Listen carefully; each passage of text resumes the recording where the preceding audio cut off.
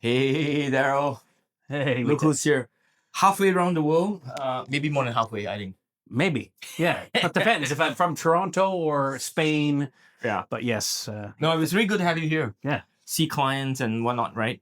But today we're not talking about our employer, No. which is the same, but Hmm. it starts with K and end with L, but it's okay. We'll figure that one out separately. But it's always nice to get somebody who, we can banter about technology trends and especially things that that you see because you sit in Canada sometimes and Spain and I'm We- playing we- other times. and on the plane.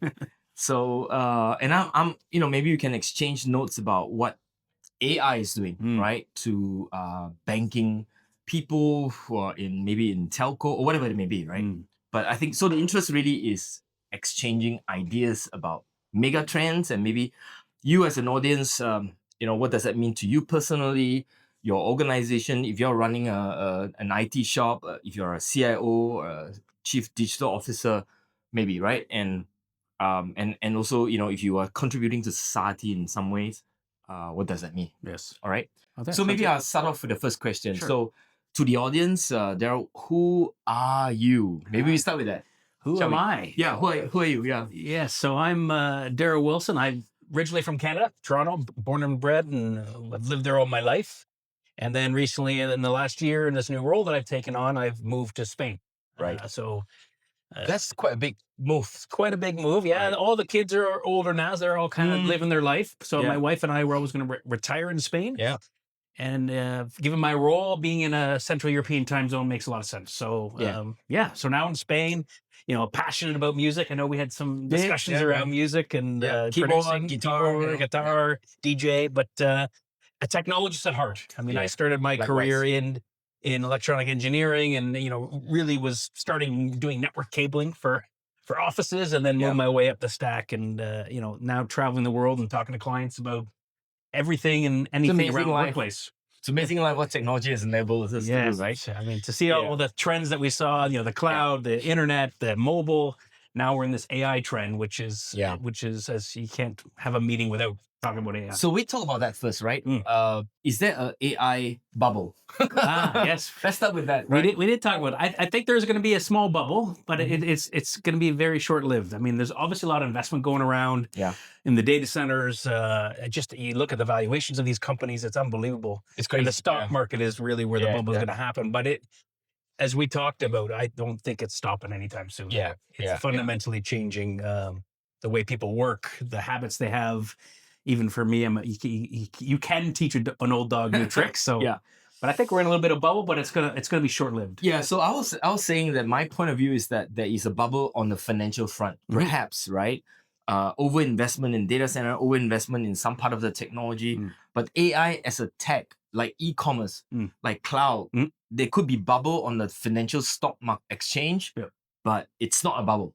Because if you look at technology and how it's implemented, blockchain was kind of like, no, but AI, that's a different story. It is really getting into the nuts and bolts of businesses, of banks, of telcos, of small, medium enterprises and all that, right? So it really is not a bubble, right? When it comes to that. But I'm not talking about a stock market. That's a different story altogether, right? Exactly. So, all right. So that first question out of the way, what do you see are the trends in your patch in Canada, in Spain, in that part of the world? Yeah, I mean, I deal with Canada, obviously. That's where I'm from. I travel the US, LATAM, Europe, Middle East, Africa. And I'd say from a workplace perspective, I'll kind of use that as a lens.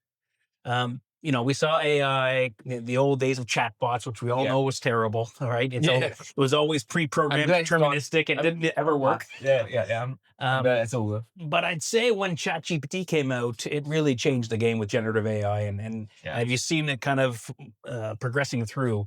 As a musician, I mean, there's about 50 different AI tools I can use. Yeah. It's amazing to see that. And I think the challenge is not necessarily technology, but technology is important. And you got to have the right data, and you got to have that all kind of set up, and security and governance. For me, it's a change for people. Yeah. How do we as individuals now take advantage of this life-changing technology for ourself, for our company, and for society, as you mentioned before? How can we really take advantage of that? So I think that's the biggest challenge I'm seeing a lot of customers. They're doing a lot of pilots, 50 users, but they really aren't getting it enterprise wide. Do you see that the piloting phase is almost ending? Because here in this part of the world, my team in AI, they were doing, I don't know, I've done about 30 of these pilot sort of scale, 10, 20, 50 users. Yep. But we're beginning to see the $500,000, $1 million sort of investment. And the clients are saying, no, it's beyond pilot now, right? Yeah. So we've done our pilot the last 2 years. We think this is a competitive advantage. Yeah. Now, my question is that what you're seeing in Spain, in your patch? Yeah, I think we're starting that. I think as we move into 2026, I mean, we always say this. I think that's going to be the year of production. Yeah, that's going to be the year of moving from pilot to production. Around certain use cases, customer experience, employee experience, etc. So yeah, I think we are moving away from that. The technology has been maturing for the last 2 years, and it's at a point now where if you want to remain competitive as an individual, in the work world or as a business, you gotta get the scale. You can't do it without. I don't think you have a choice, right? Yeah, you don't have a choice, and you're seeing a lot of these small startups that are born. You used to say born in the cloud, right? These are small startups born in AI. Yeah. And they are nipping at the heels of these large organizations, and you're seeing a lot of different examples of that. So, I think this next year 2026 is going to be kind of the scaling year. I think we are aligned on that. We're beginning to see that, and if Asia is doing it, I'm sure tons of places around the world are already sort of maybe even slightly ahead or on the same. The thing about AI is that it's quite a democratization of technology adoption, right? And because it has happened so fast that people really didn't have time to think, and this is sort of like, okay, let's go, right? And the time is so short that the differentiation in time between Europe, US, Asia is very, very compressed. So I think whoever is deciding to go big time with AI today, you're not that far from the leading pack, so to speak, wherever that may be in the world. Yeah. Do you agree? I think so. I think it's it really, as you say, is shrinking, and we're all kind of learning at the same time. You might have implemented a solution 6 months ago, and today it's already out of date. So that's right. I think like one concept that the idea of kind of waterfall projects or waterfall kind of application rollouts are gone. Yeah. I think it's going to be completely agile. Like every 2 weeks, you got to create value. Yeah. It is, I think, fundamentally changing the services world and the way in which we actually service our customers and the expectations. Yeah. Right. It's gone sky high. Yeah. Yeah. So, talking about sky high, many people are trying vibe coding, right? Vibe, yeah. English and then straight into code, right? Yeah. And many chairmen, C-level CEOs are vibe coding on weekend, and then on Monday morning, come to the office, show a piece of software that they've written to their CIO or their IT team, right? And then, if I can do this, then I can fire all of you, right? Yes. So maybe I want to hear your point of view around vibe coding and what sort of damage it might do, or maybe what good it can come out of it, and what's your point of view around vibe coding? I've been following a little bit, not as probably as close as you are, even trying it myself a little bit, given some of these tools. And I do definitely see potential in fundamentally changing the way in which software is being developed and the role of a software developer in companies. I think I'm going to watch that closer. Okay. But it is definitely something to watch, and I think it is going to fundamentally transform the way in which we do enterprise software development. And citizen development. I think in innovation and fast trial and test and ideation, that's amazing, right? Because you can get zero to code in literally minutes or hours. You spend time refining, what you're trying to envision. So the ideation coming into something that you can show, it's very, very quick. There was a debate on X, I think, where Y Combinator, the startup, eco in California, Gary, and then against the CEO of Zoho, and they had a big sort of tussle, right? And Zoho's CEO, can't remember his name now. Very humble guy, right? Go on a bicycle in a village but billionaire. And he was saying, look, you need security, you need scalability, you need engineering, and there's no way vibe coding can provide all of that. Correct. And he's saying that, look, they are growing 50% year on year, which means that lots of people are still buying software. It's not going away anytime soon. I think my personal view, and I think maybe it's something that you can kind of chip in, is I think for innovation sessions, you can use vibe coding to create ideas. Yep. Right? But then you got to pass it to the real engineers at the back. Sure. The cyber security, the resiliency, and and so on. So what's your thoughts around this? Proof of concept, proof of value, to get an idea from a concept to something that's actually working. Absolutely. But yeah, like you rightfully said, in an organization, you got to make sure there's governance, security, compliance, etc. So I think it's going to just quicken the way of getting something that's an idea in someone's head into something that's a prototype. Yeah. But then you're probably going to have to start leveraging some of the traditional methods. But even I think if you look at citizen developers and everyone that's working in a company, there's processes that we all have, and many of these processes are archaic. Yeah. And if we don't look at how the process is happening versus, putting technology, there's going to be even bigger problems. So I think this is another way when you look at citizen developer and some of these tools, and whether it's Microsoft's, Google's, or any of these other startups, having the citizen developers using it to start changing the way in which they do business, because that too is going to be important. Yeah. Right. I think as citizen developers gets better at it, they can write better code clearly, but they still need the engineering part to help them sort of scale, productize and whatnot. Yeah, industrialize the 100%. Before it can, face a million users, right, in the market, for example. The other question I have is this, right, around Apple, because we were talking to Apple and something very interesting came up, and their M chip, as you know, is highly productive and so on.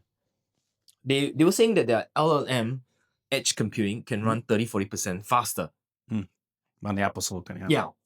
What do you think? Is that something that you'll see more? I think we'll start seeing it more. I'm an Apple user, so I definitely probably need to play a little bit more. As I said, I was a technologist when I started, but now I've kind of got away with tinkering and playing with some of the technology. But I know I've talked to a few people here within our team here that believe there's some weight to this. I mean, you obviously look at the Copilot Plus PCs that Microsoft are releasing, and HP and Dell and all these people. It's definitely clear that having AI at the edge is going to be important.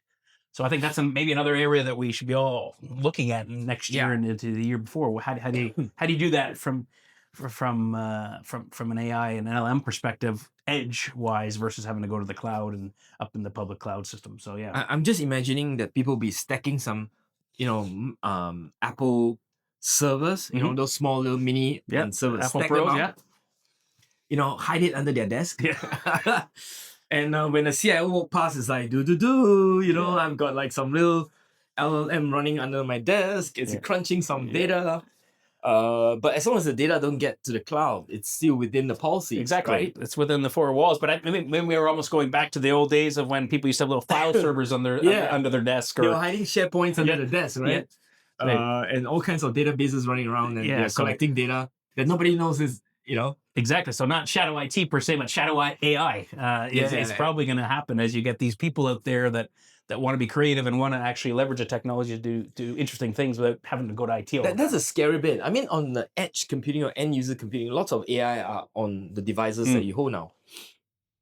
What do you think of governance required for those kind of, companies that if you run, I don't know, thousands and thousands of end user computing and people are putting AI into those devices? Do you need to govern them? Oh, I think that's very, very important. I mean, we have conversations about that all the time. It's still a debate. And you see often a lot of people carrying two phones, right? They don't want the company to put any MDM, products on it. I don't care. I just have it all on one device. Two devices is too much for me. But it's critically important. I think the threat landscape now with AI and all these tools are becoming even more important to make sure you govern that for enterprise and organizations for sure. So that won't change anytime soon. And some companies are very strict and locked down, and you'll continue to see that, I think, more and more. Yeah. Who do you think, not to put our partners out there, but maybe we don't have to name them, but what do you think are the coolest technology or use cases that you're seeing out there at the moment in terms of like your area of work? And what are clients thinking about, and that are really cool and cutting edge, and maybe you can share some of the ideas they can try. I think what I'm seeing is the new UI for AI, right? What is the interface that people like us in society or in companies are going to be using? I mean, we've all been traditionally using mouse and keyboard. I think literally, if you look at the kind of audio versions, there's a lot of companies that are creating little AI assistants that you can just talk to. I got the Meta Ray-Ban glasses here, which allows me to get to Meta. Now they're having glasses with actual screens, so you get translation, etc. So for me, trying to still learn Spanish works really well. Does it work well? Yeah, I haven't seen the. I've seen the prototypes of that. I haven't got it yet. So when someone speaks Spanish to you, it was like a transcribe down here. Yeah, wow. Yeah, pretty cool. I do have that with these, but the transcriptions on the phone. No, it's a batch, which is not really helpful. Right? But it's fairly quick, right? I remember translation about 10 years ago when we were doing live translation on some of the solutions, and it was okay. But I think it's just getting better and better as every week goes on. So to me, I think that's the interesting is the way in which you're going to communicate to AI is going to be through voice and visual versus necessarily typing and doing kind of the chat sheet. I actually think the days where people are thinking it's augmented reality. Well, I think it's more augmented rather than virtual reality. Correct. Yeah. Because I think nobody wants to be in a virtual reality and live there, like in a game, right? Yeah. But augmented, depending. Some of my children do like the virtual reality world. That's fair. That's fair. Take that back. I mean, it's not it's not a sweeping statement. Yes. But at the corporate world, in the bank, in the telco, in the healthcare, the industry that are serving customer face to face, I think it's not the virtual, it's the augmented world. It's augmented. Something that augments the doctor, something that augments the nurse, something that augments the lawyers and the bankers or whatever it may be, right? So I think that processing and that edge that you get either through voice or through visual cues in the Ray-Ban in this case, interesting use cases. I'm not sure the adoption is now yet because the technology is just coming online. What do you think is the timeline? I think it's your best guess. I think it's coming within the next year or two. I mean, I looked at this, maybe about 5 years ago when I always follow CES, right? You look at a community electronics show that you can start seeing it, and you looked at like the Microsoft HoloLens, you look at the Apple, very bulky. It was but the technology is getting everything's getting so much smaller. The power is getting smaller. These glasses from Ray-Ban, they're fairly thick, but it's going to get smaller. Yeah, and I think to your point, if I'm in a manufacturing facility, I'm doing maintenance on some technology. Yeah. Rather than carrying books and all this stuff, I can now have a call with headquarters, and they can help me, and it's all instructed. Doctors, we've been doing distance surgery for a long time. Yeah. How does that look? So I think, in the next couple of years, we're going to start seeing more use cases as the technology and the form factors are actually getting something that's a little bit easier, right? Okay, maybe a bit of a guess. What industry will be most impacted or useful? You think mining maybe, or maybe I think banking will be like a laggard because I think banking generally are risk averse, right? Yeah, I think if you look at all these people that have to service like airline or engineers, and I think that's where you're going to see the first place.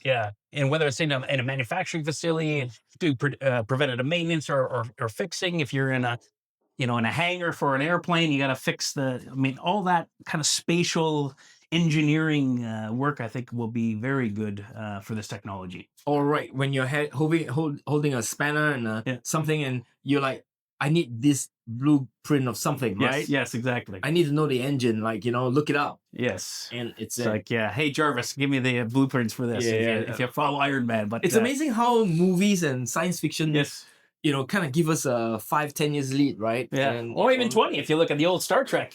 Amazing. Talking to the ship. Dick Tracy, right? Yeah. Dick Tracy on the phone. I mean, that's what you've got to start looking at, because I think that's where, technology is great, but it's human creativity and how you leverage technology. So you think of these people creating movies and what they're making up. A lot of the time actually happens 10, 20 years later. It's a very good place to end. I think, as we try to wrap this up, I will say this. And I think we kind of agree on this. Human ingenuity, innovation, creativity, ultimately is the end all be all. Technology is not, right? Right. Your thoughts around how creativity will make a difference as opposed to technology itself. What do you think? Yeah, I mean, I think that's what's going to propel the human race through this, and technology, just a foundation or enabler. And you looked at everything, like the Industrial Revolution, everything all happened. Those were all technology innovations, but Yeah. it was what people thought they could do with the technology. So I'm super excited about the next, Me couple too. decades, right? I mean, I thought when the internet was born, I was blown away. I mean, I went to university, we didn't have the internet before. My kids think I'm hilarious. The cloud computing, the mobile, these were all massive things for our. Yeah. I don't even think we can comprehend actually Yeah. what's going to be in the next decade, but it's going to be exciting. But the change has been tremendous, huh? And huge. I'm excited. Yes. And I'm glad that we're coming full circle. It's less about the technology. Yes, it's still about the technology, don't get me wrong. But I'm glad that there is a bit more focus on the humanity, right? Yeah. The people who use prompt in a creative way gets way more out than the people who are just using it as a dead formula. Yes. Right? You're going to get only so much. Well, you get some, but it's not creative, right? It's not going to be transformative either. It's you get the basics, but to your point. But it's a tool. A tool can be used creatively, can be used boringly, and it can be used without just speed out stuff, but doesn't create anything new. But I think the excitement, for me at least, and I think you're saying the same thing, which is it's about human being plus plus. Yes. Right. That plus requires creativity. Requires breaking out the mold and out of box. Yeah, right? I mean, you look at all the the work trend reports, etc. I mean, the skills that they're saying the future is all those soft skills that we've been talking about: creativity, ingenuity, like and being strategic thinking. But what I tell everyone, and my kids and everyone, is learn the technology. Yeah. Don't be afraid of it. Like, it's going to be the people that embrace AI that are going to create the world we all live in. The people that are ignoring it, unfortunately, those are the people that you're going to have. The people that are going to be left behind. So it's a good place to end. Yeah. Not bad. As good as anywhere it could be, right? So it's going to be the soft skills, but embrace the technology. Yes. So with that, thank you, audience. To the next one. Yeah, thank you. And thanks, Darryl. Yeah, thanks, Teck.